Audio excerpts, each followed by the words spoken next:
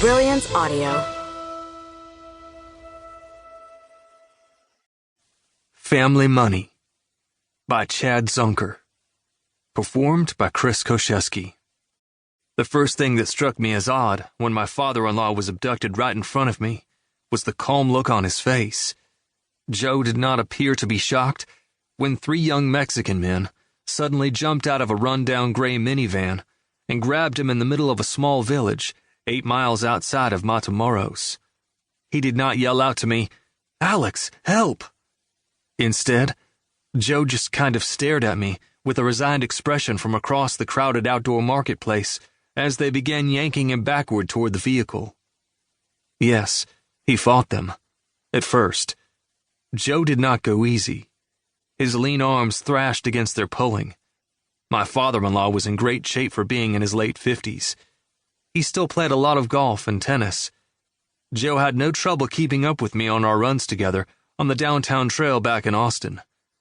But he was no match for these muscle-bound men who wore dirty t-shirts, jeans, and boots. They looked more like day laborers than organized criminals. Two of the men secured Joe by the arms. When the biggest of the group grabbed his legs and lifted, the struggle was basically over. With a heavy sack of groceries clutched in my arms, I hesitated a moment, squinting across the vendor tables against the blinding glare of the late afternoon sun. What the hell was happening? Were these men really dragging my father-in-law away? I flashed on the conversation I'd had with Taylor, Joe's only daughter, and my wife, about a month ago, when we'd first talked about taking this trip. Taylor had been concerned about bringing our whole family down here to assist at an orphanage. She'd read so many horror stories about kidnappings and other violent crime on this side of the border. My wife always researched everything to death, and then usually focused on worst-case scenarios. It drove me crazy. I tended to be the simple idealist. I had assured her we would be perfectly safe. We would be only 20 miles south of the border.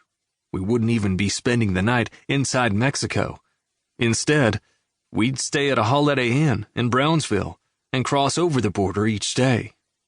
I'd had a friend who'd recently brought his own family down to the orphanage and said it was a wonderful experience, especially for his kids. This had also been true for us thus far. Our young daughters, Olivia and Nicole, had loved being with the other children this week. For the past 5 days, they'd done hundreds of crafts together, played games, put on plays, and kicked the soccer ball around for countless hours. I'd never seen my girls smile so much. While the kids played, Taylor, Joe, my mother-in-law Carol, and I had rolled up our sleeves to put fresh coats of bright paint on dingy walls of various bedrooms inside the old 2-story building. Joe and I had left the orphanage an hour ago to drive over to the nearest village and buy groceries for dinner tonight, as we'd done several times the past week. My mother-in-law wanted to make a special vegetable and beef stew for all the kids, an old family recipe from her grandmother. My kids would usually devour it. Everything about this trip had been a dream, until now. I cursed, dropped the sack of groceries, and ran toward the van. Unlike Joe, I was already in full-on panic. I weaved around other outdoor shoppers, who all turned to stare at the frantically sprinting 32-year-old white man wearing a paint-stained orange Texas Longhorns t-shirt, tan cargo shorts, and flip-flops. A small boy, pulling a rusty red wagon, suddenly stepped out in front of me.